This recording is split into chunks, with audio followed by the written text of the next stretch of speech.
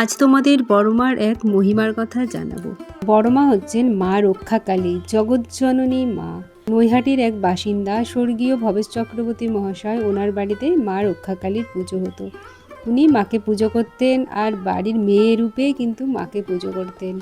এই পুজোটা হতো দীপান্বিতা অমাবস্যায়, অর্থাৎ কালী পুজোর সময়।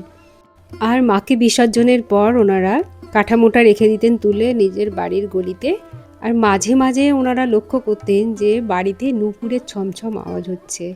সেই থেকেই কিন্তু উনি উপলব্ধি করতে পেরেছিলেন যে মা ওনার বাড়িতেই আছেন, আর সমস্ত রকম বিপদ আপদ থেকে মা সকল সময় ওনাদের রক্ষা করেছেন। উনি বন্ধুদের সাথে একবার গেলেন শান্তিপুরে ভাঙারাজ দেখতে। সেখানে গিয়ে রাধাকৃষ্ণের ও অন্যান্য দেবদেবীর বিশালাকার মূর্তি দেখে ওনার হঠাৎ করে মনে হয়েছিল যে আমার বাড়ির মাকেও যদি আমি এরকম বড় মূর্তি করে পুজো করতে পারি। নিজের কাজে উনি ব্যস্ত হয়ে পড়লেন।